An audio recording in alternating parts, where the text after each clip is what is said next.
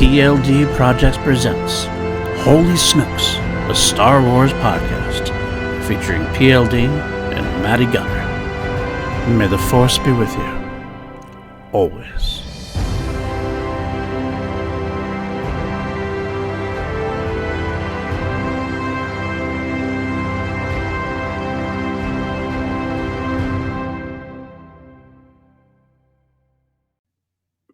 What's up, everybody? Welcome back to Holy Snokes, the first time in a little while. Yeah, it's been a little while, hasn't it? As many of you know, if you follow the channel, you know that I've had some health issues for a bit. Last week, I went out to Arizona on vacation to visit PJ Campbell, my fellow mediocre white dude. That was actually a great time. It was actually an anniversary gift from my wife. Yes, my wife loves me so much. She said, "Here's your present. Get away from me." So I flew out to Arizona last week, and I couldn't do the show from there. Too many things going on as well. It's been a kind of a scheduling disaster, honestly, recently. I think October has been one hell of a month. I think we are seeing the light at the end of the tunnel now, though. We will start getting back into a much more regular output, if you will. But so thanks for sticking with us. This is your first time here. Well, thanks for joining us. And if you're here, you might as well hit that like, hit that subscribe. We are inching closer to those 500 subscribers. I know that's not a lot for some channels. I know out there people have thousands and thousands. I'm excited, though, to get closer and closer. We got about 445 last I checked, so we are moving in the right direction. So I'm excited to see that. As you probably noticed, I'm not here with my cohort, Mr. Matty Gunner. I was actually thinking about having him do a solo show last week, perhaps, but then he had some stuff that he had to take care of, some personal issues he had to take care of. They extended to this week, so he is off. We wish him the best of luck always. Matty, we love you. Everything, hopefully everything's going well for you, and you're doing what you do best, and you put your stiff upper lip there, and you kick ass because that's what you do. But our thoughts are with you for everything. And we'll hopefully see you here back next week on Holy Snokes, so that I'm not just talking to myself. I mean, I have an ego, so I talk to myself all the time. But I got a feeling that people like hearing your side of things as well. With that in mind, I know the initial concept I had for this week's show was a big looking forward since Ahsoka has ended on the fine high note, as it were. Some liked it better than others overall, but overall, I think it was definitely successful, definitely leading us to the next stepping stone for Star Wars, the fiction where it's going. We're going to take a look going forward, as in the strike for the writers are over. The strike for the actors feels like it's getting closer. I mean, I'm going to cross my fingers. I don't want to jinx anything, but hopefully, maybe by the time you're hearing this, maybe it'll be over. I know that they were meeting today, Wednesday, which is when you're seeing that. I'm recording this a few days earlier, but Wednesday is hopefully the day that they are meeting, and hopefully the studios will come to their senses and absolutely finally deliver and pay their people what they need to be paid. So when that happens, hopefully we'll get back on this train moving forward, and we were going to take a look and see what is coming up in the Star Wars universe. Without Matty, I decided to pivot a little bit and do a little bit of a more, well, how have we come so far? Obviously, we like to do two things here on our show usually. I usually dip into the news for a bit, and I also like to do a main topic. For the past 8 weeks or whatever, it was the Ahsoka show, or 7 weeks. I know they had a double show on one day. I know what I'm talking about, though. Come on, guys. So we did Ahsoka, the review of the Ahsoka show every day. That's what happens when there's a big show. We did the same thing for Bad Batch. We'll do the same thing for Skeleton Crew when it comes out. Bad Batch Season 3 comes out. That will be our main topic. However, in between, we have to do some more fun topics, some other more random topics here and there. We're still going to have some ideas that Matty had to put forward eventually going down the road. And maybe we'll get into some more of the lesser talk about stuff on this program. For example, we don't really touch base too much on the publishing side of things. Sometimes during news, we'll drop some news and talk about it. Today is one of those days. I will share some news about the publishing and what my thoughts are. Perhaps we'll happily do some extra reviews and deep dives into some of the books, some of the comic runs, things of that nature, maybe even some of the legend stuff. I don't know. What do you want to see us do? Let us know what you think, of course. Like to read that and see where your thoughts are. But today, I'm going to look back, and I am going to rank the Star Wars Disney era visual mediums, meaning the animated shows, the live action shows, and the movies. So this is obviously the least controversial thing I could possibly do. I'm going to put it into tiers, and we'll see what I come up with. Matt's not here to put his 2 cents in, so I'll just do my best to do it solo. Han Solo. Okay, that was really, really bad. Matty would slap me upside the head if I tried that pun here. So I apologize. Uh, let's just move forward. Let's get into this week's news. Okay, we got about 4 pieces of news that I'm going to cover and talk about. The first was in the news a little bit ago, but I still want to at least touch base on it, even though it's a little bit, old news, so to speak. But I wanted to touch base on the Guillermo Del Toro story, the David Goyer story. Basically, if you haven't heard, the filmmaker did confirm during the Q&A presented by Collider that he was at one time working on a Star Wars movie. Now, first on the Happy, Sad, Confused podcast, David S. Goyer, teased the news himself, saying there was a lot of behind the scenes scenes going on at Lucasfilm, but it's a cool script. He was talking about that David was writing it and Guillermo was going to film it. Guillermo confirmed that in a tweet, retweeted, said, true, can't say much, maybe 2 letters, J and BB. Is that 3 letters? I'm assuming that means J.J. Abrams took over, or BB8. I'm not sure exactly what it means. But then Del Toro did go a little bit further in that Q&A with Collider, and he stated that we had the rise and fall of Jabba the Hutt. So I was super happy. We were doing a lot of stuff, and then it's not my property. It's not my money. And then it's one of those 30 screenplays that goes away. Sometimes I'm bitter. Sometimes I'm not. I always turn to my team and say, good practice, guys. Good practice. We designed a great world. We designed great stuff. We learned. You can never be ungrateful with life. Whatever life sends you, there's something to be learned from it. So, I trust the universe. I do. When something doesn't happen, I go, why? I try to have a dialogue with myself. Why didn't it happen?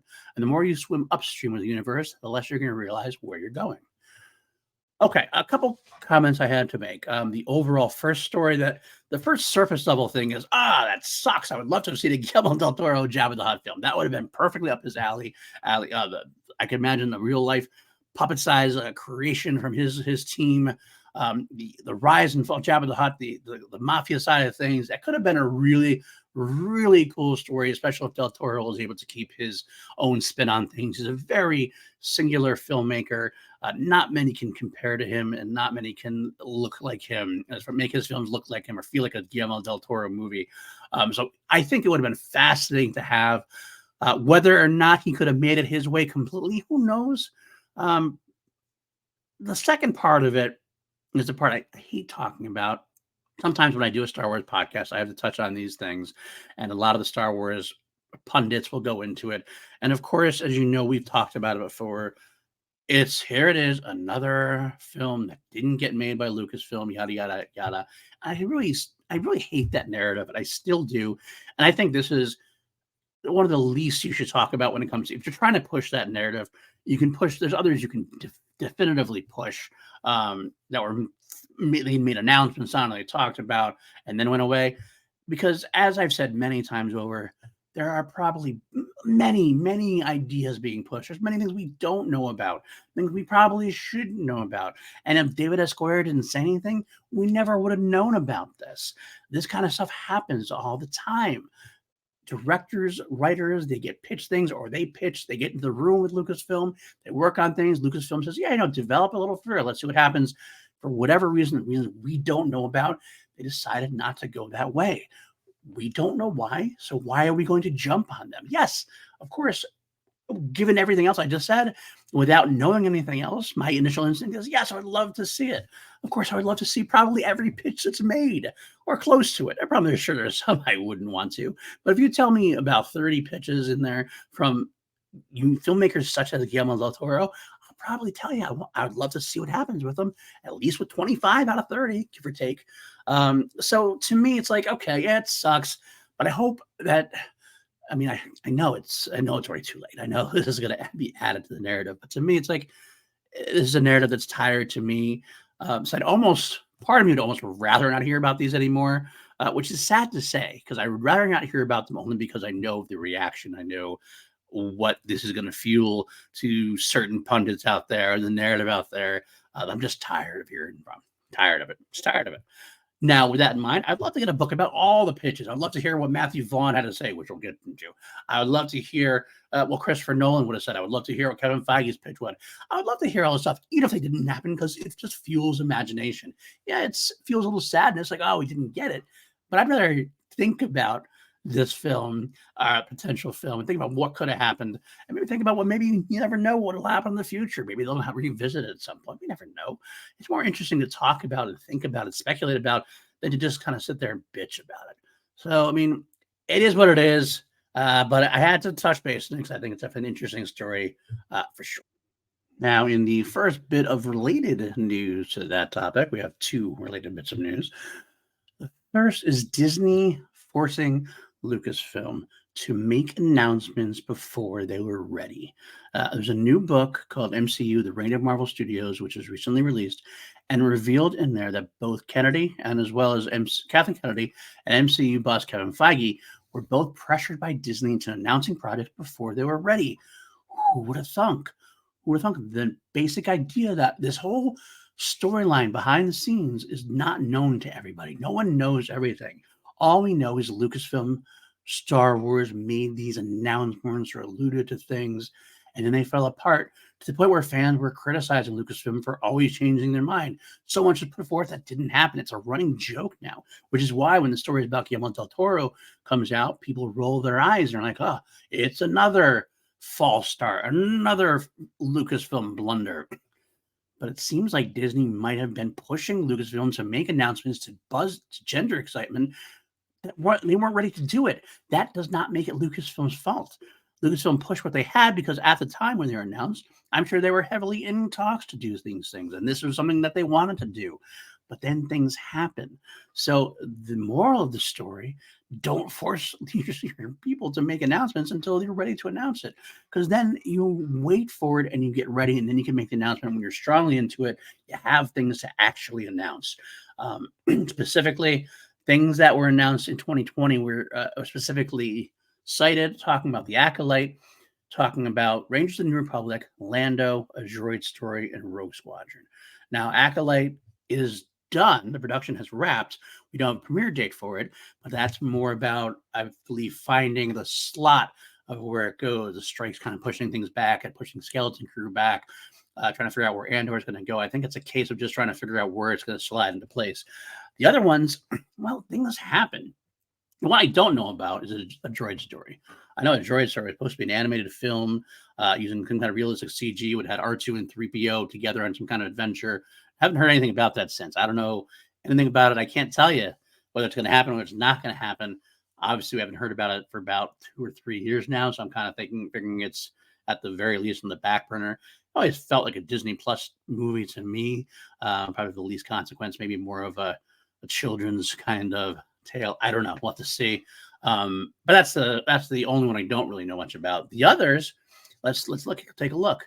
Rogue Squadron. That was the big one because we had Patty Jenkins make that big hype video. Everyone was buzzed. She was at the pilot's uniform on. She posed alongside an X-wing, talking about everything else.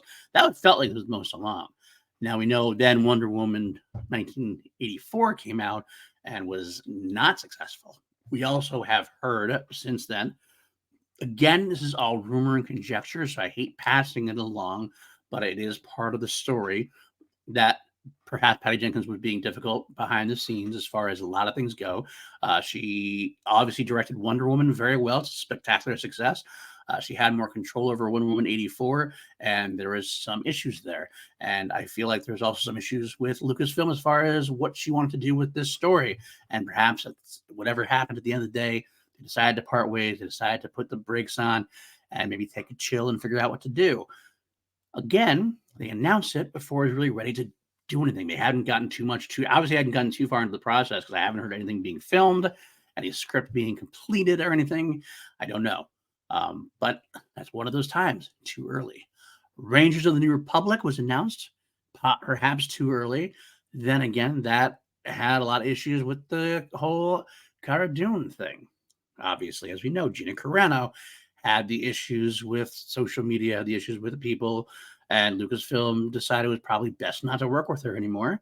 and she was slated to be the lead character in Rangers of the New Republic. That would take everything back to square one. It feels like what we are told of Rangers of the New Republic. So that was pushed into The Mandalorian. So that might be being reprocessed around somebody else. Maybe it's going to be a Bo-Katan series. Maybe it's going to be now part of Mandalorian season 4. Maybe it's going to be a Carson Teva series. Who knows? A lot of different possibilities here. Definitely a lot of different possibilities. Maybe it's going to be Hera. Who knows? But again, sometimes things happen that are out of their control. Doesn't that mean that it's really Lucasfilm's fault? So they're doing the best they can there. Finally, Lando definitely struggles in development, but part of that I feel like is Donald Glover and his busy schedule. Kathleen Kennedy said that at one point. I think Donald Glover has a lot to say about this character and where it goes. I think he has a lot of control, so he could walk if he's not happy, I believe. So maybe now that we've heard that him and his brother are going to be writing a movie of it, perhaps we're going to get a Lando movie, and maybe that's what changed things going. I know Obi-Wan was originally going to be a movie, and they switched it to a limited series, and that kind of delayed it a little bit. It's kind of the same thing. We are going to get Lando potentially, but it might be a little bit. It might be because they have to switch things around, and they're going to make Tula from a miniseries into a movie. Either way, the most important part of this is we have a book that is claiming, again, who knows exactly how truthful it is or not, but it sounds legitimate, that Disney was forcing Lucasfilm to push on with announcements that they weren't ready for, and that's going to lead to disappointment. So hopefully the more of the story is learned, and hopefully now, I don't know when that was stopped or started, or hopefully it stopped, and hopefully Lucasfilm was ready to announce the Rey movie, the Dave Filoni Mandoverse movie, and the James Mangold Dawn of the Jedi movie. Hopefully those were actually ready to be announced by Lucasfilm and not just pushed on for Disney. So I guess we'll find out. Yeah, I guess we'll find out. The other piece of news, returning to that first story I talked about, because I mentioned Matthew Vaughn. Well, I do know what Matthew Vaughn was going to pitch, kind of. Matthew Vaughn, I'll get on the Happy, Sad, Confused podcast, great podcast out there. He talked about Star Wars, and he had a couple of quotes that really, well, set Star Wars fandom a little uneasy. He stated, quote, "For me, doing a Star Wars movie is to play with the characters I love. If they said to me they'd reboot Star Wars and actually have Luke Skywalker, Solo, and Vader and do your version of it, everyone would say you're an idiot to try, but that would excite me. Why are the Star Wars characters so hallowed that from 1977, you can't redo it for a new audience? Star Wars is the Skywalker family, and that's where I think they've gone wrong. They forgot. They've done it brilliantly in TV, but it needs an epic new film, and that's what I would do. Everyone is going to go batshit crazy, but let's bring it on. If you want a new generation, make the movie for them. The old generation, hopefully, you'll make it well enough that they enjoy it." Okay, there's a lot to unpack here. I'm trying to. I had the instinctual, of course, shut the hell up, get the hell, no rebooting of Star Wars, because it's precious. It's very precious. Quite frankly, I don't know if Disney can. I kind of feel like that might have been something Lucas perhaps put a clause in the contract saying you could never touch it. I don't know. I did read some interesting quotes, and it made me stop and think about things a little bit. We have characters that are hallowed characters all the time that get rebooted all the time. James Bond has been played by a lot of different actors. I mean, Doctor Who was created to have different actors play the incarnations. Then let's get into superheroes. Bruce Wayne has been played by many different people. I mean, I understand that Mark Hamill, Harrison Ford, Carrie Fisher, they are the original characters. They were the original actors who played the characters. They didn't come from any source material, which might be where the differences lie. There is no original written source material that says, oh, you can just kind of adapt it. They were Luke, Han, and Leia, so I get that. And it goes along with my gut instinct of hell no. But it does make me think, could it be done? I don't know. It could be done. It might be an interesting way to do things. I'm still against it. I'm not going to lie. I'm still against it. But as you might know, and Matty's probably, if he's watching this, is probably flipping the table. He's definitely the more Sith Lord of the two of us, and he would be throwing lightning bolts at people suggesting this, I believe. At the end of the day, I think I am too. If I ever heard that Matthew Vaughn is going to reboot this, I would probably very nicely just turn off the screen for the day and go take a walk. And I'm someone who likes Matthew Vaughn's work. I think he's stumbled a little bit recently. I'm not as big of a fan of The Kingsman: The Golden Circle. I did not get to see The King's Man. I've heard, but what I've heard, I didn't jive with. But I did love some of his earlier work. I love Stardust. I love X-Men First Class. I love the original Kick-Ass. I love the original Kingsman. I'm actually excited to see Argyle, and I think he's an incredible filmmaker. I would love to see him in the Star Wars universe. I've said that on previous occasions. I don't want her booted. I'm not even sure what the one quote he said. Star Wars is a Skywalker family, and that's where I think they've gone wrong.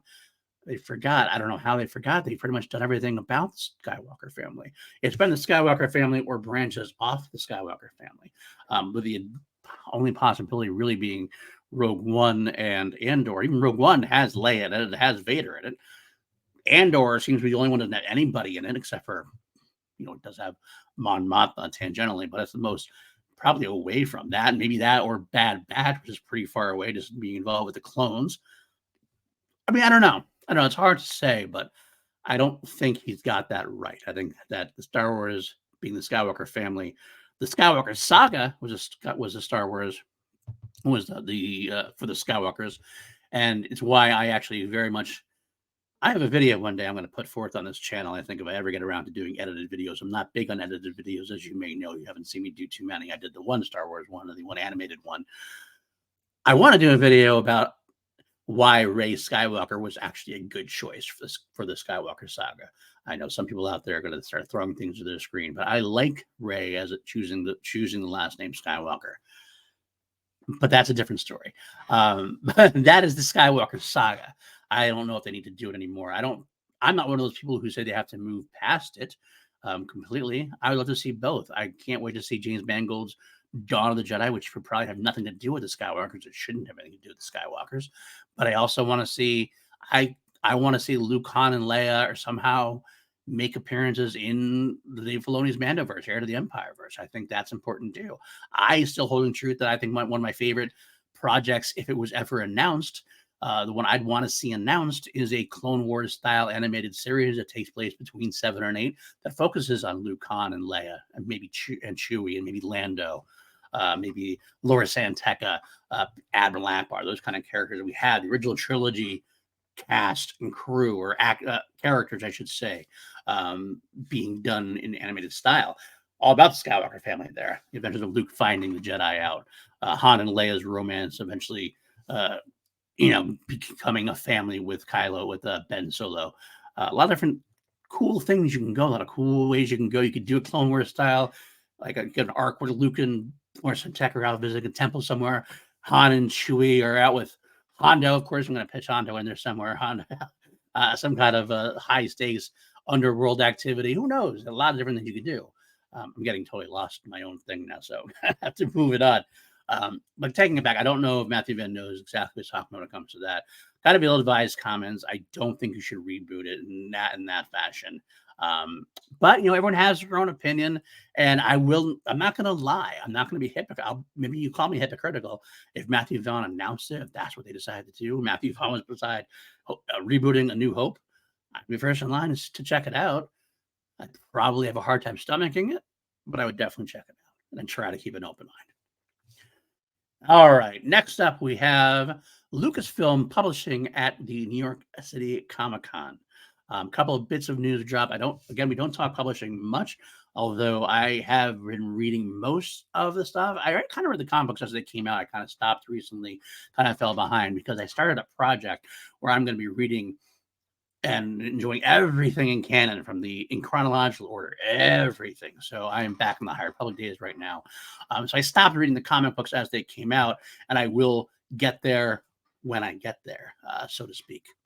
So we'll have to see how that goes, but I'm still interested to see what's coming out because I'll read it as soon as it comes out. Of course, the hard thing to do in this project is that I'm reading something and all of a sudden something will come out that took place before in my chronological order. In that case, I'll stop and I'll go back and read it if I've already passed it, chronologically speaking. A couple of things that were announced, though.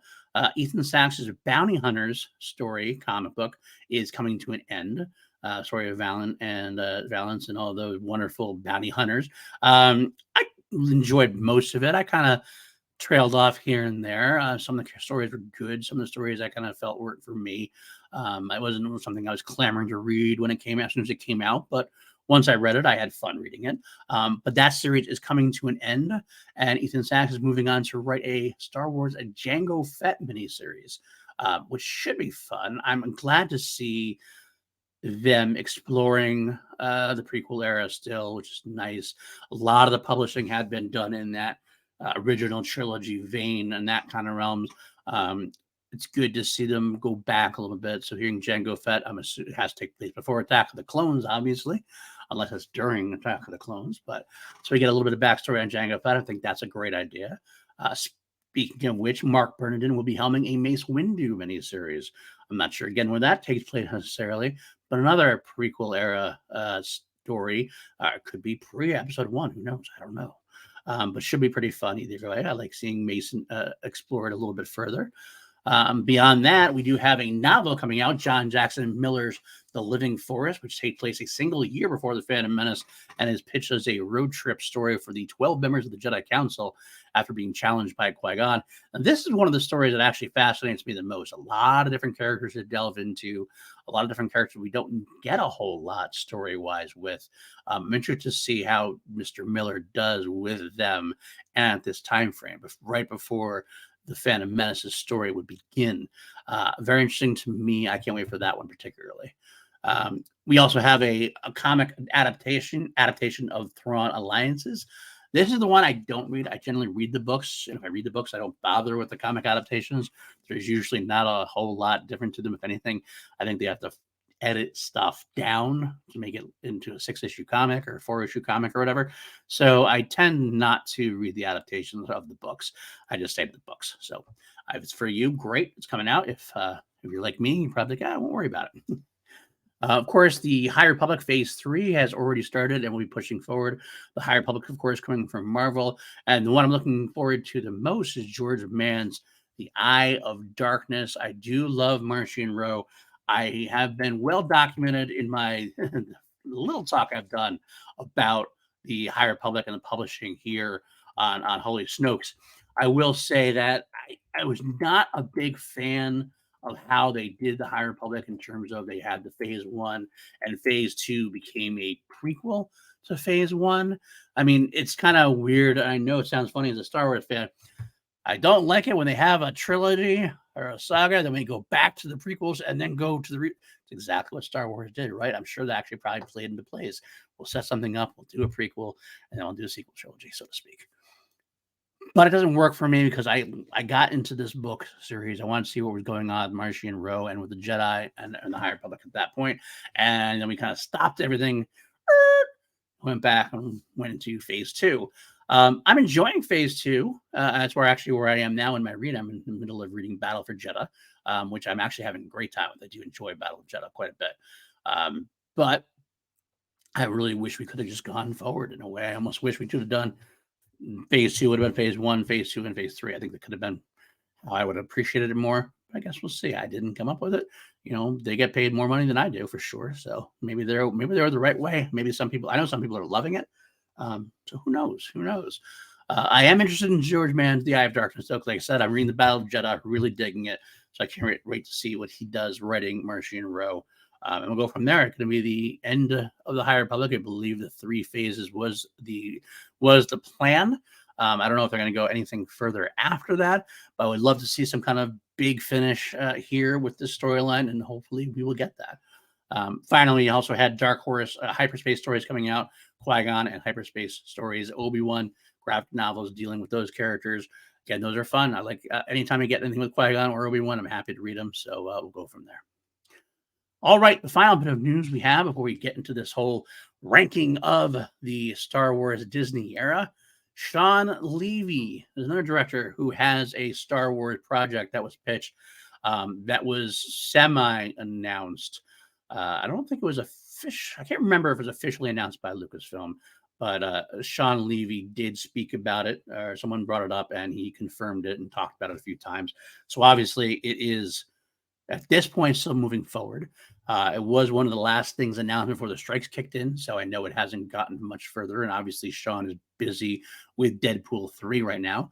But interestingly enough, his quote made me very happy and make me again. It seems like one of those things that maybe things aren't going the way we think they are behind the scenes. Maybe they are different. Maybe what we shouldn't always believe everything we read, which something I've always played to. I like to talk about it and comment on it, but I've always kind of tried to make sure I say, hey, we don't know, and we shouldn't comment like definitively on things we don't know. I will comment on what we do know, what has been presented, whether it's rumor or not. This is the rumor. I'll comment on if the rumor is true, and etc. But as long as we keep that in our mindset, that when things aren't exactly the way we heard, that we should listen to that and maybe take those into account and change our mindsets a little bit. Anyway, Shawn asked about the Star Wars movie. He stated, when Kathy Kennedy brought me on board to make a Star Wars movie, her central mandate to me was I want a Shawn Levy movie. I want a story and a tone that reflects you and your taste and what you bring to your movies with a Star Wars story. So I have felt extremely empowered. We are in the early days, unfortunately, because the development process was abruptly paused due to the WGA strike. But I feel very empowered to trust my instincts in the development of this story and movie. A follow-up question from Variety asked, because Shawn Levy is friends with, of course, with Adam Driver, Kylo Ren, if he would make a Kylo Ren prequel to The Force Awakens. Shawn jokingly, with a twinkle in his eyes, I guess, responded by saying, your words, not mine. As you know, Adam is a buddy, and I've always been a huge fan of Kylo Ren, but no comment. I don't know. I don't know what that means, if anything. Probably means nothing at all. But who knows? Maybe he does want to get Kylo Ren involved. Maybe he wants to work with Adam again. Maybe Adam, if he's friends with Shawn, maybe that would be the way to get him back into the Star Wars universe, back into the black robes of Kylo Ren. An early story with Adam Driver as a younger Ben Solo could be interesting. Could be interesting depending how Shawn Levy tackles it. But, well, that's it for our news of the week. Let us get into the meat and potatoes of the episode. This is where we are going to do a ranking of the Disney Star Wars universe. There have been quite a few shows over the year, movies and shows. This is obviously not the publishing, the full live action and TV, movies, and all the animated stuff as well. So let us break down. We have an S tier, an A tier, a B tier, a C tier, a D tier, a not watched tier for one specific show. And then this is our list of shows down here. We have Star Wars Resistance, The Force Awakens, The Rise of Skywalker. Yes, The Rise of Skywalker is there. We have The Last Jedi, Tales of the Jedi. We have The Forces of Destiny, Solo, Rogue One, The Mandalorian, Obi-Wan Kenobi, Andor, The Book of Boba Fett, Visions, Bad Batch, Rebels, and Clone Wars Season 7. Only Season 7 because 1 through 6 took place before the Disney era. Alrighty, let us get into it then. Let's get into it. The first one on the list is, like I said, Star Wars Resistance. I'm going to throw right into the not watched. I have watched the first season. I have not watched the second season. I'm not one of those who is against the show. It is definitely aimed for a younger audience. Not quite Young Jedi Adventures, which doesn't even make it to this list, by the way, but I haven't watched all of that either. But it's still a lower level than even Rebels or Clone Wars was for sure. It's not necessarily a bad thing. It's just not necessarily for me. And that's okay. I'm glad that there's shows like this for younger audiences. And I will say there actually is some stuff for a more mature audience throughout as you go along. There's moments where you see Oscar Isaac returning as Poe. We get a moment with Leia, seeing the speech where Hux is in Force Awakens done in animated form. And some definitely mature themes at times. I'm going to watch the rest of it. I'm going to finish this at some point. But I don't feel it fair for me to throw it into this tier ranking without having completed the series as it is. So there we go. All right, let's move on then to our first one we got here. I'm going to go with Rebels. I'm going to slide this right to the S tier. This might be my favorite piece of Star Wars media of the Disney era. It does have it all. It had a little bit of a slow start, a little stumbling block where they're trying to figure out what they wanted to do. Obviously, they were definitively glorifying the original trilogy days. I believe that probably was a mandate from Disney. Disney bought the Star Wars property. Prequels did not go over well back in the day, and the original Clone Wars cartoon, at least the movie, did not go over too well. The series done very well, but it feels like Disney's MO or plan in place was, let's break it down. Let's bring the original trilogy back. Let's make it about that. So Star Wars Rebels has a very OG kind of feel. Original trilogy designs. Everything was meant to invoke the original trilogy. It took a little bit of a slow start trying to introduce these characters. It was a little episodic at first, a little bit too kiddie at first. But I got to say, the characters grew. The characters were developed, and we got some of our greatest Star Wars telling we've had so far. Obviously, Ahsoka making the live action Ahsoka series, basically being Rebels season 5 for the most part, is because Rebels was so well loved by the fans. Bring back some great characters from the original trilogy, from great characters from the prequels, great characters from the Clone Wars cartoon. Ahsoka herself, Rex, Hondo Ohnaka makes appearances. A lot of good stuff here. So, yeah, I gotta say, this is Dave Filoni's at his best. Rebels was definitely a high point. I have no reason to see why it will be knocked off the S tier, but who knows? Let's keep going then. All right, next up on our list here, Force Awakens. Force Awakens. This is a tough one for me. My initial thought, I'm going to put it in the S tier as well. I think I'm going to have the list here. I'm going to have 5 in each tier. 5 in the S, 5 in the A, 5 in the B, and then 1 of the C is what I'll probably end up doing, because it does seem to mix out that way. I don't want to put everything in the S tier. I don't want to be a shill. I don't want to put everything down below. I mean, I could have. I'm saying it could be more than that, but I'm saying I'm going to limit it to 5 at most. If I decide there's only 2 S tier projects and then the rest are, I could do it any way I want to, but at most you can have 5 in the S tier. If I have to create another tier below C after that, I'll do that as well. But for right now, I'm going to put Star Wars The Force Awakens into the S tier, if only because the anticipation, the excitement of getting Star Wars back on the big screen, getting Harrison Ford back as Han Solo, even though Mark Hamill was barely in it, that's okay. Carrie Fisher as Leia, getting the OG actors back, it just felt like a comfy blanket in a cold, wet day. You just put that on around you. Sure. Does it rehash A New Hope a little bit? Sure. Is there things that aren't perfect about it? Sure. You can argue about a lot of different things, but at the end of the day, it was Star Wars. It was fun Star Wars. It was back on the big screen. And there's probably stuff that I'm putting into it that really don't have anything to do with the film at all. But at the end of the day, it's still an S-tier project for me because of the way it made me feel. And I still enjoy going back and watching it again for the first time, introducing some of the new characters for the younger audience to hold on to, are their own Luke, Han, and Leia. So right now I'll put an S. It could get knocked off. But I'm not going to knock it off yet. Here I am, a shook. Bad Batch is next. I'm absolutely putting that up here. Bad Batch has been a surprise for me, and I think it has to do with what it overcomes in a way. Star Wars is a very incestual kind of project. It's always kind of Luke's, Vader's, Han's. You take those characters, you go out. Bad Batch does what it does with very little connection to any other project, really. Yes, the clones are connected to the Clone Wars. They had a Clone Wars arc from season 7, and you know that Tarkin makes an appearance. Occasionally have other characters make appearances here and there. Rex does appear, so he's a Clone Wars person. But the story centered around, like Rebels, the story centered around the original characters for the most part. I know, again, they had the arc, but really developed these characters in a time which was very dark, very energetic, but it was something very different for Star Wars. Kind of felt a little like the A-Team in space, with a little bit more connections to it. And D. Bradley Baker, my God, my hat's off to this gentleman. He does a million voices, and they're all so unique. I mean, he does the 5 characters. The 5 main characters are all done by one voice actor, yet he makes them sound all extremely, extremely unique.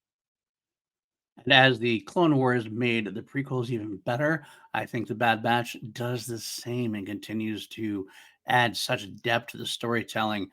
In fact, I have to tell you, I might have to put Bad Batch over The Force Awakens. That's right. I guess I am an animated guy at heart now when it comes to the Star Wars universe. Bad Batch is glorious. I had great emotion at the end of the second season finale. I'm very glad we get at least one more season with the crew. Hopefully, it sticks the landing and we have some emotional finales as well. Great storytelling.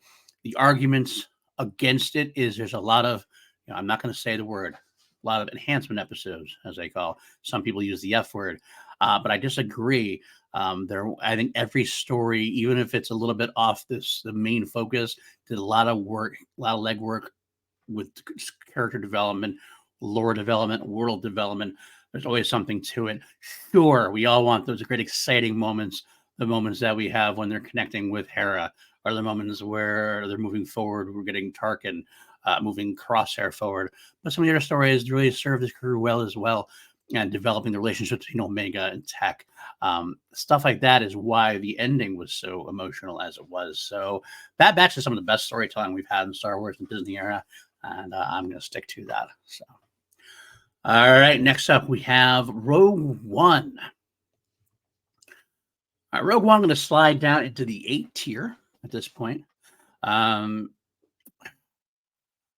can put it S tier for now. I might as well put everything S tier, but everything at the top. It's like, you start with 1, 2, 3, 4, 5. Well, you got 1, 2, 3, 4. They got me S tier at this point. Because Rogue One is S or A tier as far as I'm concerned. It is the most. It was the first time after Force Awakens, they had a big screen story that really didn't revolve around any of the original characters. You could say, obviously, Darth Vader is in it. Princess Leia makes a cameo at the end. It is highly connected to Episode 4, A New Hope. It goes right into A New Hope. That's how close it is. We do get a flash of 3PO and R2. Bail Organa, Mon Mothma make appearances. At the end of the day, it's a crew that is entirely new. It's a hard-ass Star Wars crew. It's a little bit of a darker tone. This was the most warsy we got in the Star Wars films. And I mean, without the cartoonish violence, not even cartoonish violence, but this had like a real life intricate violences. He had Andor shooting his informant, or a rebel shooting a fellow rebel to a degree. It's like kind of a really dark tale. And of course, it spun off to Andor, which makes a lot of sense in the world. But I do appreciate what Gareth Evans did on this show. And of course, Felicity Jones playing Dinner so wonderfully. Cassian Andor, great character. Alan Tudyk's K2SO, funny addition as a droid. Of course, you got Donnie Yen playing the blind Chirrut Imwe. Wonderful Guardians of the Will. Some good stuff. Some really good stuff. It's darker. Definitely is a great, wonderful time. All right, let's move on to The Last Jedi. The Last Jedi. This is a very, well, let's face it, it's a very controversial film. But I wish I could understand what the hatred was. I wish I could understand why it's so, people still talk about it so divisively. It's either the greatest Star Wars movie ever made or the absolute worst Star Wars movie ever made, or at least until we get to Rise of Skywalker. I can't fathom that at all. Obviously, I'm going to put it in the S tier for now until we move forward. I would say I actually would put it above Rogue One. It's the most beautiful looking Star Wars film in the history of the franchise, as far as I'm concerned. It's that good looking.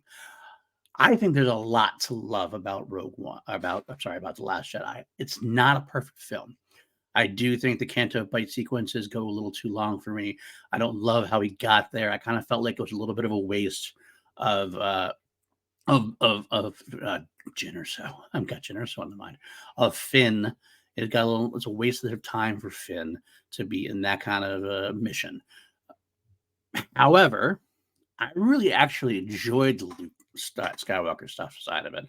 I know that's the most controversial thing, because I know a lot of people out there say that this is my Luke, Luke wouldn't have abandoned life.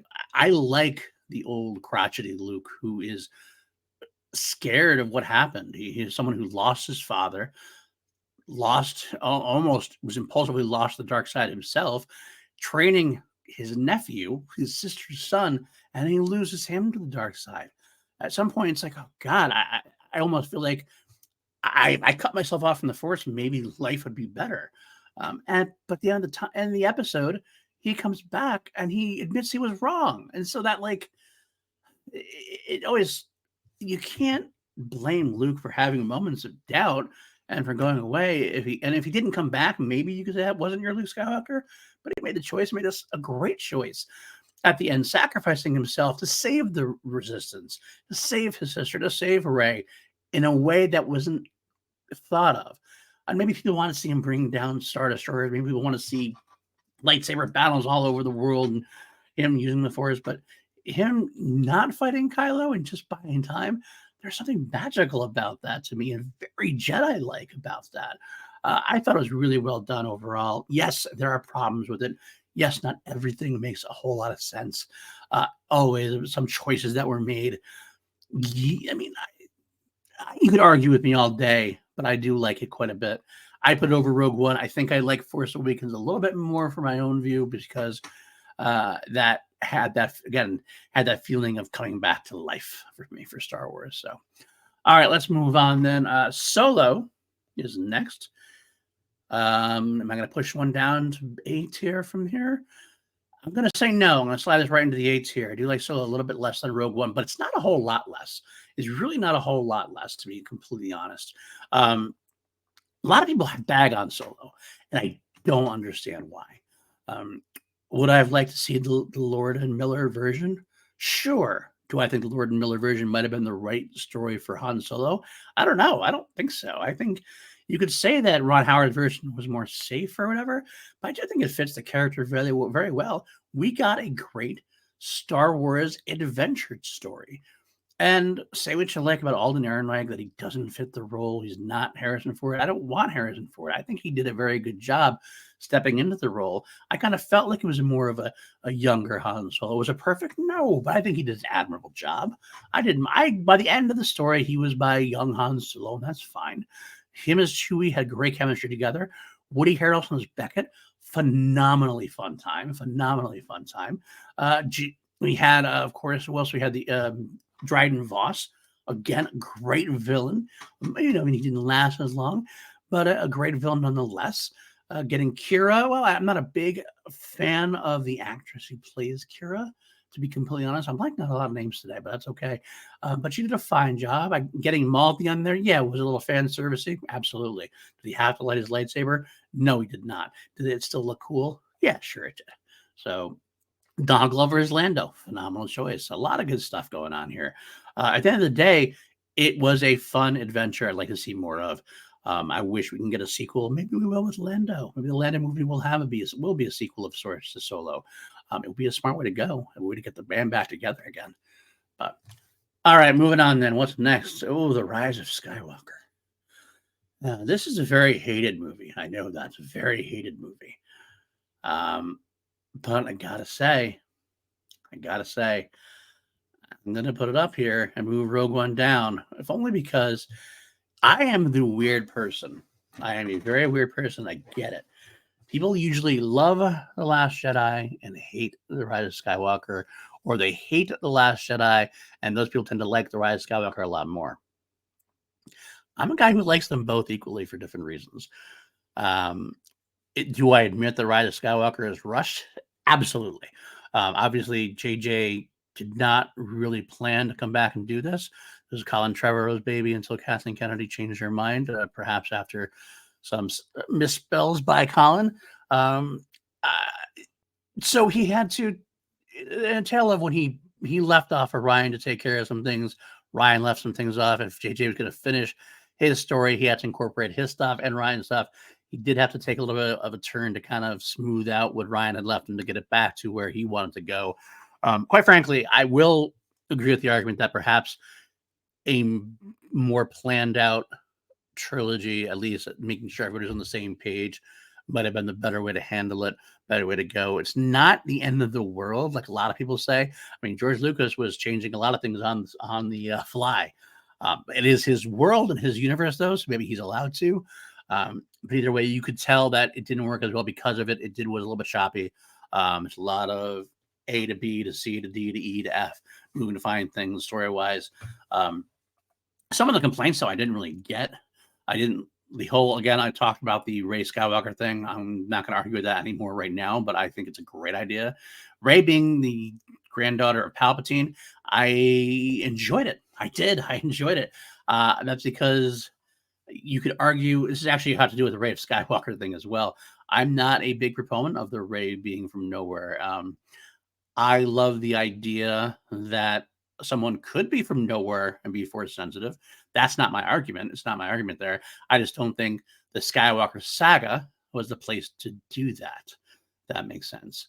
The story has always been about the Skywalker saga. So having somebody connected to somebody from the Skywalker saga, having Rey connect the lead of the trilogy be connected to somebody from the Star Wars saga makes all the sense in the world to me. I mean, I thought at one point it's going to be Han and Leia's lost daughter somehow, or maybe Luke's lost daughter somehow. Having it be Obi-Wan's relative somehow, I thought perhaps. Being Palpatine's granddaughter actually makes a cool storyline for me. It makes it a cool arc. Here it is.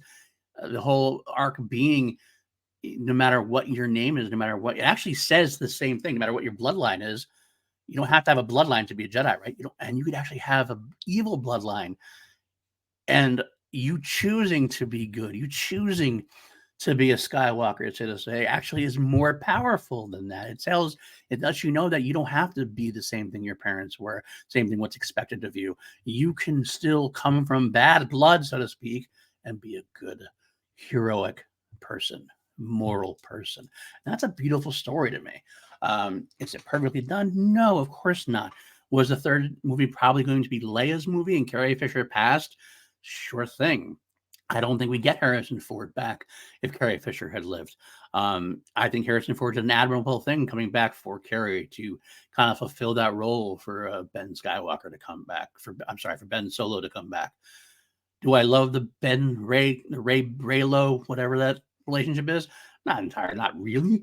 But that's not going to end the film for me. So I really like both Last Jedi and Rise of Skywalker, and quite frankly, I could flip flop them anytime. So there we go. From there, let's move on. We got Forces of Destiny. Okay, this is an easy one for me. I'm just going to put it at the bottom of the list so far. And it's not really a slight to it. It's just not a lot my bag. I don't like the animation in it, quite frankly. The animation seems cheap and dirty.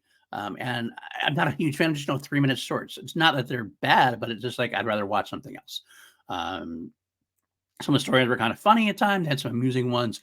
But at the end of the day, they're just not the ones that I really want to do much with, right? So I'd rather watch everything above it. Everything on this list I'd probably watch before I watch Forces of Destiny. But, they're not awful. I think they could have done more, but it's what it is. Okay, not much said there. Let's go on to Visions. Well, I'll put that above Forces of Destiny, but probably below everything else. And I feel like that feels critical. A lot of people love Visions 1 and 2, and I do too, but I am more of a canon junkie. I think of Visions almost doesn't belong on this list really at all because it's such a separate thing. It's almost should be on a separate list because I do highly, highly enjoy getting to see different studios creating different things. So please don't if this is lower on the list. Please don't mark that as the decrement of it. I want to see all the seasons of Visions we can get. But at the end of the day, I'd rather see something in canon than not. But that being said, keep them coming. I like seeing these different imaginations coming. I like these different voyages into the universe, things we wouldn't get to see otherwise. And I hope they do. I hope they come back again and again because they are a lot of fun. All right, Tales of the Jedi is next. For right now, I'm going to slide that I think right there between Solo and Visions. Again, Vision, I like it better than Visions. It's more Filoni-esque involved with the stories. So it's in canon. That's really the only reason why. The reason why it's a little lower from everything else, from like the Rebels and Bad Batch, as far as animated goes, is that at least the first season was only 6 episodes. It had 3 cool Dooku episodes and 3 cool Ahsoka episodes, but they were very, very short overall. It's one piece of content. So this could drastically change because I know Tales of Jedi Season 2 are coming out, and with a hopefully much bigger amount of episodes to play with, I might be able to learn even more. Maybe it'll go up a little bit more. I just have a hard time with just the 6 episodes, the 6 short episodes, to put it above even Solo at this point. Even if those episodes were really good, really good. Some of that Ahsoka stuff especially pays off in the Clone Wars. And of course, the Dooku stuff really adds that depth between Phantom Menace and Attack of the Clones. So, I mean, there's a part of me that'll push it above Solo, maybe. Yeah, I'll put it above Solo for now. Rogue One. Yeah, I'll keep it where it is for now. I do really appreciate it. Let's see. Let's see what happens as we go forward. Okay, we got Ahsoka coming up. Okay. For right now, I'm going to push Rise of Skywalker to A, and that means we're putting Forces of Destiny down to B, and Ahsoka is going to slide in right under The Last Jedi for now. If you're listening on the audio, I know this is probably tougher to follow along at the end. I will give the entire listing so you can hear where I am. I loved Ahsoka. Yeah, you know what? I'm going to push it above. I'm putting it above The Last Jedi as well. I'm going to put it right above The Last Jedi, right underneath The Force Awakens for me for now. Ahsoka was brilliant on a lot of levels for me. It was Rebels Season 5, and of course, I love Rebels so much, so it's obvious it continues that story, so it's almost hard to put it away from Rebels. The reason why I'd slide it down a couple of notches were it kind of took a little time to find its footing. There were definitely some slower moments, some live action direction. Dave Filoni still kind of finding his way around the live action directing kind of thing. Some of the acting was not always the best. Not always. I mean, I think it was over criticized by far. And I think they found their spot as they went along. It just took a little bit. It's like saying Rebels Season 1 for me. If I had to divide this up into seasons, Rebels Season 1 would probably a lot lower, for example, comparatively. And Ahsoka Season 1 is the same kind of feeling itself around. I think by the time we get to next season, maybe it'll kick it even up into shape more. Maybe Ahsoka will even take the top spot at some point. But there's a lot to love also. Getting to see Hayden Christensen come back and put the performance he did in as Anakin was a chef's kiss. Seeing Chopper in live action, so much fun. Seeing Carson Teva interacting with Hera, so much fun. Seeing Baylan Skull and Shin Hati, but especially Baylan Skull, Ray Stevenson in that role, that will stick with me for a long time and is worth being high up on the list. In fact, Ray Stevenson might be the greatest villain of Disney Star Wars, if I'm thinking, because a lot of villains from Rebels existed before. I think a lot of villains from Bad Batch existed before. Force Awakens, Kylo Ren was a villain, but he ended up turning good. Snoke, I just like Baylan Skoll better than Snoke. Palpatine obviously existed before. Yeah, it's tough. Krennic is up there potentially. Dryden Voss is good, but Baylan Skoll is a phenomenal piece, and I'm sad to see that Ray Stevenson passed, and I'm hoping that the character will continue because the character deserves to be explored further. So, all right, what do we got left? We got Clone Wars. Now, this is just season 7. Let's mind that. This is just season 7. Clone Wars 1 through 6 took place before Disney era. So season 7 is a different animal. Again, Clone Wars was kind of like Rebels, and the first couple of seasons were a little slow, and I actually would probably put them a little lower. And maybe someday with Matty, we'll dive deep into like a series archive. Maybe we'll get into a series, like complete series breakdown, all 7 seasons of Clone Wars, all 4 seasons of Rebels, all 3 seasons of Mandalorian, that kind of thing. Hell, maybe we'll even rank episodes. Whew. But at the end of the day, we'd only talk about the 7th season, which means, if you remember, the Bad Batch arc, the Ahsoka walkabout arc with the sisters, the Martez sisters, and of course the Siege of Mandalore. Now, if I could just excise and just say the Siege of Mandalore, no doubt it would be the highest mark, the S of the S, above Rebels, but everything else. That is probably my favorite piece of Star Wars content, I think, in the Disney era, the 7th that one arc with Ahsoka and Bo-Katan and Maul, and during Order 66 with Rex. Beautiful piece, beautiful Kevin Kiner music. It's just beautiful. It's a great piece of art, and I love watching interspersed with Revenge of the Sith as well. Some fans have done that, of course, made super edits where you intersperse the Clone Wars season 7 arc with Revenge of the Sith, and it's wondrous to behold. It's a super long film, but at the same time, it is the whole of season 7. I'm not a fan of the Martez arc. It kind of had to be done because when Clone Wars we last saw Ahsoka Tano was season 5. Season 6, the Netflix season, did not have an Ahsoka story. Ahsoka had left the Jedi Order. It was the last time we saw her. She left the Jedi Order behind after the trial of Ahsoka Tano, after Barriss Offee had framed her for the explosion in the Jedi Temple, and the Jedi didn't back her, so she felt like she had to leave.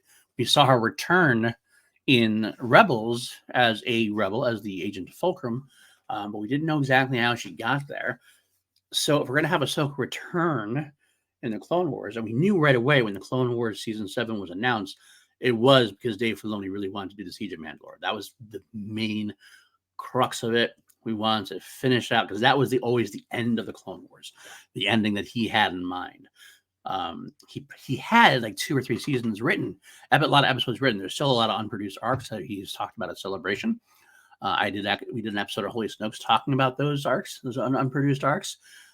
So the problem, of course, is we have those episodes. Disney obviously gave him a 12-episode run. So that's 3 arcs of 4 episodes each. So there's 4 episodes right there. What do the remaining 8 episodes have to do? One of them almost had to be the Bad Batch because Dave Filoni was producing a Bad Batch series, and he loves the Bad Batch. But the Bad Batch arc was never finished for the Clone Wars. So he wanted, I'm sure Disney and Filoni thought this was the best time. They can finish up that Bad Batch arc that was unreleased. It was released, I think it was shown at Celebration in unfinished format. I believe it was released on the Blu-rays as well. But they finished that arc and made a little switches here and there. That became the first 4 episodes of season 7.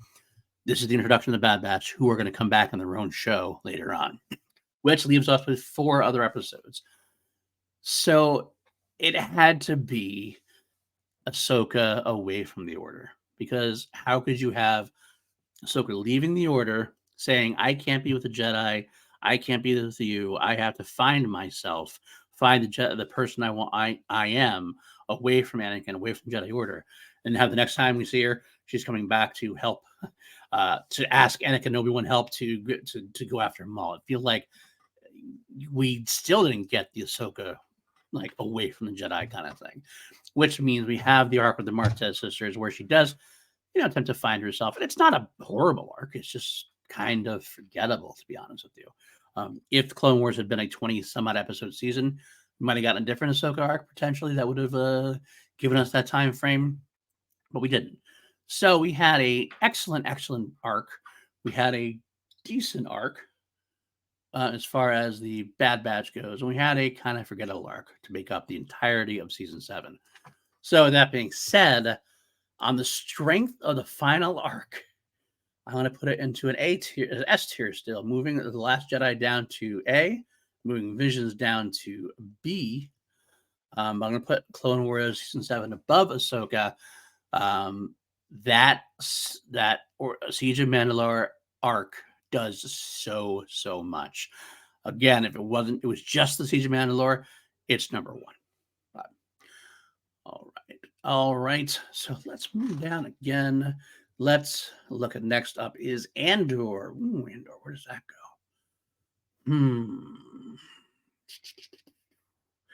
I mean, it's kind of close to Rogue One, isn't it? It's got to be close to Rogue One. There's Rogue One. Better than The Rise of Skywalker. It's hard to say. Is it better than Rogue One? Andor is the hardest thing for me to deal with. It is going to be at least above Solo, so I will move Solo down to the B list. So it would at least be there, if nothing else. I think it's better than Tales of the Jedi. Now, Andor is probably the most well-written piece of Star Wars that we've gotten, most consistently well written.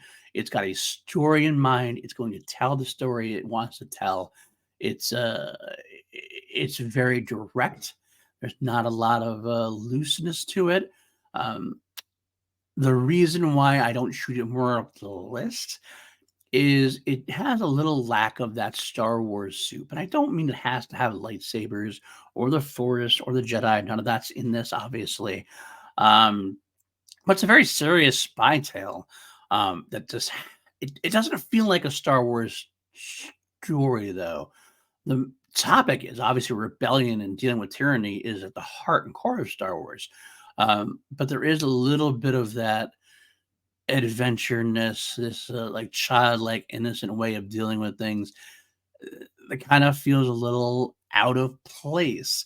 And that's not necessarily a bad thing. I'm ecstatic that we get a series like Andor. I can't wait for Andor Series 2. I love that we can have a show like Rebels or even show like Force of Destiny on one end of the spectrum and have Andor on the other side of the spectrum. We are eating well when we can do that. However, at the end of the day, I'm going to prefer the more Star Warsian side of things. So, with that being said, I think I got to put this. And part wants to put it right with Rogue One, with Rogue One being maybe a little bit more Star Warsian, so I'd put it above, but it kind of be interchangeable. But that pushes, of course, Rise of Skywalker a little further from Last Jedi. That's for sure. I think that's what I'm going to do, though. I think that's because Andor, I can't deny that Rise of Skywalker isn't as far as being well written, it's got to be Andor over Rise of Skywalker. Rise of Skywalker may have some more fun moments at times. I will go to bat every day. Seeing Lando coming with the fleet of ships was a wonderful moment. But and all the Jedi speaking to Rey, wonderful moment. Lots of wonderful moments. But I think I'll leave Andor right where it is at the A level, just below Rogue One. Those are kind of interchangeable for me. So yeah. All right. Next up, let's throw on Mandalorian. Whew, that's a tough one. That is a tough one. I think I got to move Tales of Jedi down to B. And I think I got to slide Mandalorian. I'm pushing Last Jedi and Rise of Skywalker further apart. I think I got to put Mandalorian in front of Last Jedi as well in the A tier. So that won't be pushing them too far apart. I love The Mandalorian. I really do. Season 1 and 2 are phenomenal. Season 3 is overhated by a lot. I know a lot of people hated season 3. I still love season 3. But it is, I think, a step down from seasons 1 and 2 still. But Mandalorian did a lot of good things with the Star Wars soup. There's a lot of good stuff in it. And especially as we got into season 2, started exploring more, got the Luke Skywalker moment, got Ahsoka in there, introducing Baby Grogu and Din, using a lot of fun characters, a lot of fun timelines. Carson Teva made his first appearance there.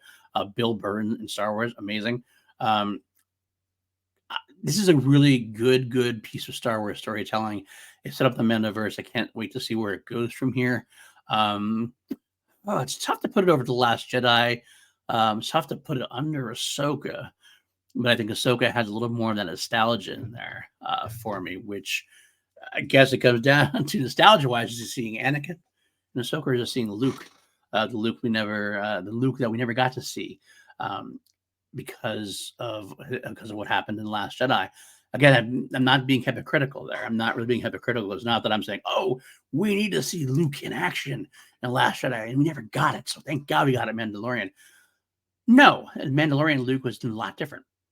Mandalorian Luke was a different Luke. He wasn't at the level that he was at Last Jedi. Things hadn't happened the same. But I also going to say it's not that I didn't want to see post Return of the Jedi Luke Skywalker in action. Of course, I wanted to see that. It did everything I wanted to. Him blowing through those droids was phenomenal. A lot of fun had there. But yeah, at the end of the day, I think Mandalorian has a little more long form, has a little more, has got the tendrils out there a little more. Could end up, let's see, depending on how season 4 is, it could end up going higher, it could end up going lower. Who knows? We'll have to see. All right, got two more pieces of content left. We have Obi-Wan Kenobi.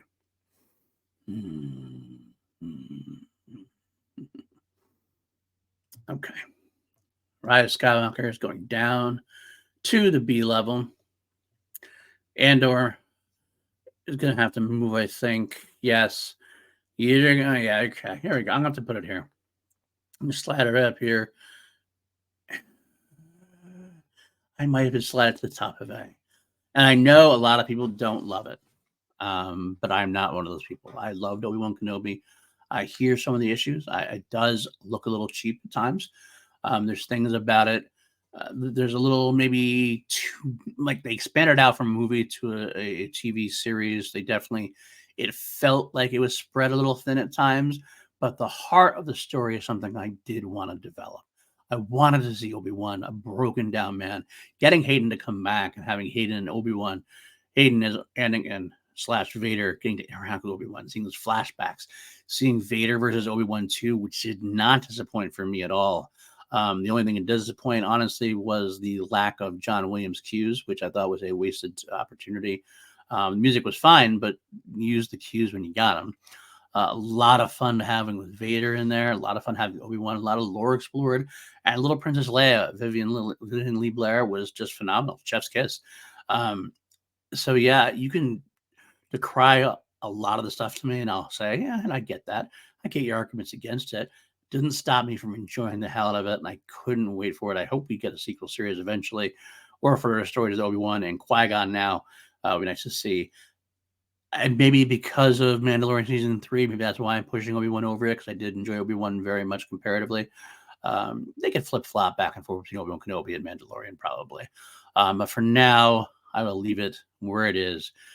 Shocked to behold. I know a lot of people might tar and feather me for that one, but I can only do what I do. I only like what I like. So there it is. Final piece, the Book of Boba Fett. Well, Forces of Destiny are definitely going down to the sea. So I like Book Boba Fett better than that. I'm going to say I liked it better than Visions. I liked it better than Solo and Tales of the Last Jedi. I don't know. All right, look, the thing is, I hate putting it this low because it was so overhated. Again, the show was so overhated, and me putting this low feels bad because I actually really enjoyed the Book of Boba Fett. Again, I understand some of the issues, but the delving into the Tusken Raider culture was awesome. Timothy Oliphant as Cobb Vanth was phenomenal. You can see some of that stuff. I know the Mandalorian 3.5 or 2.5 that they had with Ahsoka and Luke and Din Djarin, of course, from the Mandalorian, taking Boba Fett's show over. Yeah, I get that. Whether or not it should have been in Boba Fett is another argument to have. It was in the Book of Boba Fett, and I really enjoyed that episode. And I enjoyed the finale. I enjoyed the hell out of Boba Fett and Din Djarin being Mandalorian, wearing Mandalorian armor, fighting off the gangs with them riding Rancors and being like last gunmen and Grogu coming back. I mean, there was a lot to love there. Fennec Shand, grand old time watching her. So it's hard for me to decry it at all. However, it's going to be I think it's going to be a victim of the fact I just like some other stuff more. I love it more than Visions. Do I love it more than Solo? There's part of me that does, but then I feel like I'm betraying Solo because I enjoy Solo so much. I think I will jump it up to at least over Tales of the Jedi. Again, Tales of the Jedi only being low enough because of the limited amount of episodes and the shortness of the episodes. Actually, I'm going to push Tales of the Jedi down to there as well. So, does Book of Boba Fett, can I jump that in front of Rise of Skywalker? I don't know. I don't know if I can. I don't know if I should. Well, I'm going to have to say no. I definitely didn't, and I definitely can't put it above Andor for sure. So it definitely won't go to the A range. So it basically decides whether it's below or above Rise of Skywalker. I'm going to keep Rise of Skywalker where it is. Had a little more of an epic feel. Boba Fett kind of lost a little bit of the epicness to it, but there's still a lot of fun to have in it. So I guess that's the end of it. I guess that is our tier list. That is our tier list here. We have, again, I'll read it off for the audio people who can't see my chart here, my tier maker list. Not Watch Resistance in the C level. We got the Forces of Destiny. In the B level, from lowest to highest, we got Star Wars Visions, Tales of the Jedi, Solo, A Star Wars Story, The Book of Boba Fett, and Rise of Skywalker. In the A tier, we have Andor, Rogue One, Star Wars The Last Jedi, The Mandalorian, and then Obi-Wan Kenobi. And in the S tier, we have Ahsoka, Clone Wars Season 7, The Force Awakens, The Bad Batch, and my highest rated of them all, Star Wars Rebels. I never would have thought that. I just kind of thought I loved Rebels, but there's other stuff I probably love more. But when it comes to a complete story, I don't think you can really top Star Wars Rebels. Bad Batch has a chance to. However, there's a little bit more of that Star Wars soup as far as Darth Vader appearing and with Ahsoka appearing, with Ezra and his Jedi prowess. I gotta say, and Clone Wars again, season 7, that almost could be higher. I could argue that Clone Wars season 7 would be over Force Awakens for me for that arc, and I might just do that. But what amazes me most is the animation for me. A long time ago, I would have said the live action is much, much better. But the Disney era, bring Dave Filoni along, the animated Star Wars has really kicked ass, considering they are all pretty much high ranking, except for Force of Destiny, which are just 3-minute shorts. This is why it's its own thing. And Tales of the Jedi, which again have the chance to really bump up there, could jump up to S tier at some point, depending on season 2. It's almost unfair to put it there so far. It's almost too low. I could switch it back, but I'm not going to. I'm done for today. We're going to end that here. So there you have it, folks. That is my Holy Snokes ranking of the Disney Star Wars in tier format. I hope you enjoyed it. I hope you enjoyed this episode. That's where we're going to end it this week. Come back next week. Hopefully, Matty Gunner will be back in tow. I don't have to do this alone, solo. But thank you so much. If this is, again, your first time here, hit that like, hit that subscribe, leave us reviews, leave us comments. I get right back to everybody. If you want to help the show even further, patreon.com/PLD Projects. Join us at Stalwarts. It's Austin Goodell, Jeremiah Morris, Matthew Kern, Brendan Buckingham, Jeff Alterman. Monthly hangouts. We get to talk about these kind of things. We can do AMAs.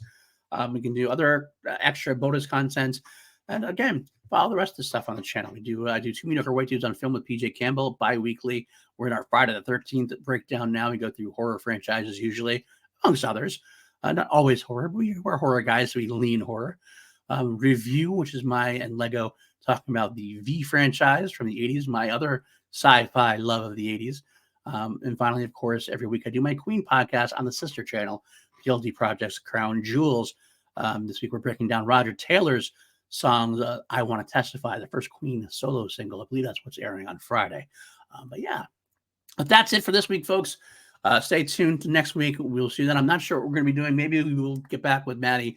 Maybe we'll do that looking forward to what's coming up in Disney Star Wars. We did Disney Star Wars the past today. Next week, maybe we'll look forward. But until then, as always, my friends, may the Force be with you, always.